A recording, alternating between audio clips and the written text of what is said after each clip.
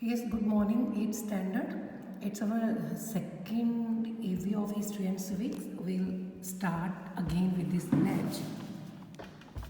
I, Kulvinder Kaur, commit to be vigilant and bear in mind at all times the risk to myself and my colleagues from COVID-19. I promise to take all necessary precautions that prevent the spread of this deadly virus. I promise to follow and encourage others others to follow the key COVID appropriate behaviors, to always wear a mask, face cover, especially when in public places, to maintain a minimum distance of 6 feet from others, to wash my hands frequently and thoroughly with soap and water. Together we will win this fight against COVID-19. So we were doing first chapter of history, and I have already shared this term in the last class, that is Renaissance. Renaissance. From the 14th century till about the 16th, Europe saw a series of new developments in the field of art, literature, science and architecture, independent of the control of the church. This was a significant event since earlier the church kept the sphere of culture and knowledge under its constant scrutiny and control. तो क्या हुआ, जो 15th century में from the 14th century till about the 16th century, 14th century से 16th century तक क्या Europe ने क्या बहुत से डेवलपमेंट के बहुत से चांस आए कि आर्ट फील्ड में, लिटरेचर फील्ड में, साइंस में, आर्किटेक्चर में, ये सारी चीज़ में ना यूरोप में ना बहुत डेवलपमेंट हुआ। आर्ट बड़ी अच्छी हो गई, लिटरेचर बढ़ गया, साइंस फील्ड डेवलप हो गई, ठीक है। और क्या हुआ कि वो चर्च के कंट्रोल से इंडिपेंडेंट हो गए। जो पहले पोप के चर्च के अंडर वो काम कर रहे थे ना कि क्रिश्चियनिटी को ही अपनाना है, उससे भी वो इंडिपेंडेंट हो गए। This was a significant event since earlier the church kept. तो इससे पहले क्या था, कुछ चर्च है, पॉप की चर्च के स्फीयर में भी, स्फीयर अंडर ही इसे काम करना पड़ रहा था, उसके कंट्रोल में ही था। This period of great revival and regeneration in Europe is known as Renaissance. It is a French word that means rebirth. तो Renaissance क्या है? It is a French word. ये French का एक word है. इस means क्या है इसका? rebirth, दोबारा बर्थ होना, regeneration, revival in each side.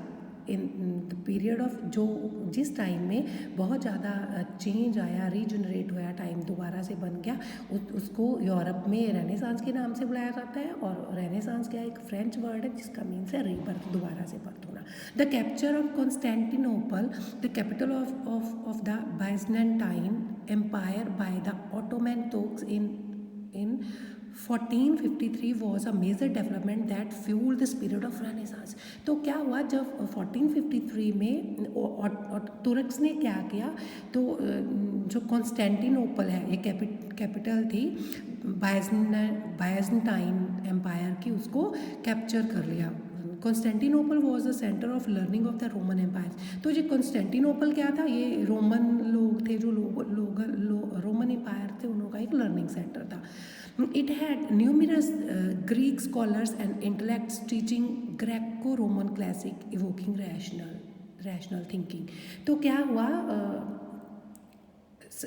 Constantinople centre था लर्निंग का, हर एक चीज़ वहाँ शेयर होती थी। इसके साथ क्या हुआ, ग्रीक स्कॉलर्स एंड और वहाँ अच्छी टीचिंग देने वाले जो ग्रेको रोमन थे, उनमें क्या हुआ, रैशनल थिंकिंग आ गई। मीन्स उन्होंने क्वेश्चन अराइज करने स्टार्ट कर दिए कैप्चर ऑफ कॉन्स्टेंटिनोपल से। तो मीन्स उन्होंने अपने बारे में सोचना स्टार्ट कर दिया, उनकी थिंकिंग रैशनल हो गई। With the fall of Constantinople, many Greek scholars fled to different cities of Italy like Florence, Milan and Venice, carrying with them rare classical manuscripts.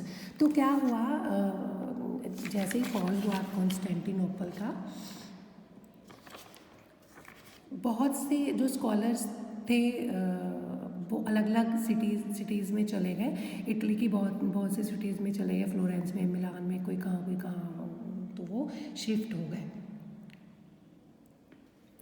they were patronized by the wealthy merchants of Italy. तो वो क्या है, Italy के जो rich merchants थे वो उसके साथ इनका ज़्यादा अच्छी सेटिंग नहीं थी. Many libraries and universities were set up to promote classical and modern learning in Europe.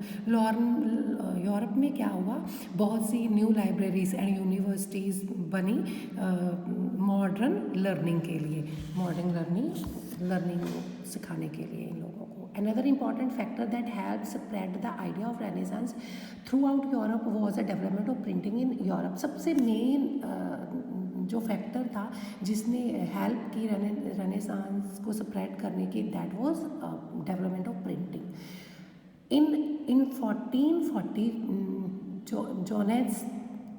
Johannes Gutenberg of Germany developed the movable printing press. By 1500, there were about 1,000 printers throughout Europe. A printing press enabled dissemination of radical ideas and opinion among a wider section of people. Popular books published, including religious books like the Bible, as well as Latin and Greek classics, legal handbooks and books on philosophy. The printing of books encouraged scholarly research, intellectual thinking, and there was an increase in public desire towards gaining knowledge. तो क्या हुआ कि जो जॉनेस ग्यूटेनबर्ग था उसने Germany में एक movable printing press लगाई. मीन्स वो मूव भी हो सकती थी एक जगह से दूसरी जगह.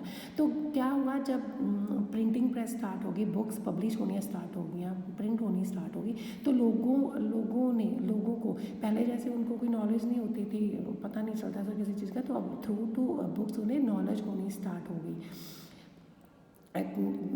प्रिंटिंग ऑफ बुक्स ने उन्हें इनकरेज किया स्कॉलर रिसर्च के लिए, अच्छी रिसर्च करने के लिए, इंटेलेक्चुअल थिंकिंग के लिए, है ना, अच्छी थिंकिंग रखने के लिए, रैशनल थिंकिंग के लिए, अपने बारे में सोचने की, क्वेश्चन करने की. तो ये जो प्रिंटिंग ऑफ प्रेस थी, इसने रेनेसांस को स्प्रेड करने में बहुत हेल्प की.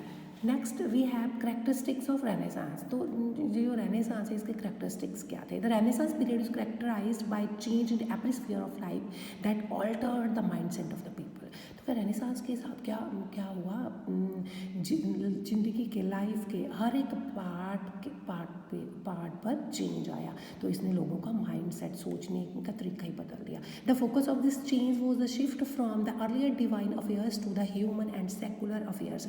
तो क्या हुआ, जैसे पहले लोगों का फोकस कहीं था सिर्फ भगवान के अफेयर्स के ऊपर ही था, तो उससे हटा कर के उन्होंने लोगों के खुद के बारे में सोचना, सेकुलर मीन्स अपने खुद के धर्म के बारे में सोचना स्टार्ट कर दिया. ये चीज़ें दिखने लगी इन visible in the art form of Leonardo da Vinci, painter, and Michelangelo, और political writing of Niccolo Machiavelli.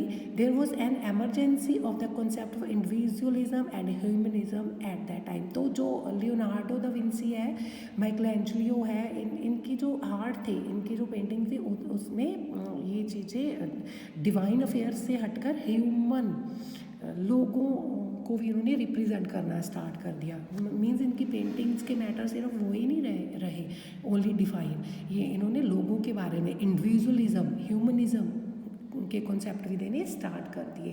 Humanism व्यक्तिवाद, व्यक्तियों के बारे में सोचना, ह्यूमनिज्म खुद के मानव के बारे में सोचना. With Renaissance there was an attempt to challenge the normative. Classical Greco Roman learning encouraged people to question long established traditions and ideas on the basis of rationalism, logic and reason. People started to question the dictate of their rules and the church. लोगों ने क्या किया, renaissance के साथ का एक ये अच्छा चेंज आया, तो लोगों ने स्टार्ट कर दिया, पीपल स्टार्ट टू क्वेश्चन, लोगों ने क्वेश्चन अरेज करने स्टार्ट किए अपने रूलर्स से, चर्च से. पॉप जो पोप की चर्च के अंडर थे हम, तो लोगों ने इन चीज़ों पर अपने क्वेश्चन अराइज करने स्टार्ट कर दिए. This new spirit of rationalism led to the rise of a scientific temper and the spirit of inquiry. तो क्या हुआ, इस न्यू स्पिरिट के साथ rationalism mean thinking, rationalism question arise करने स्टार्ट करना, खुद के बारे में सोचना स्टार्ट कर दिया। इसके साथ क्या हुआ, scientific temper and the spirit of inquiry, inquiry की स्पिरिट लोगों में पैदा हो गई, खुद के बारे में सोचने की। So our content is only up to this much, will continue next part in the next video. With this, goodbye to all of you.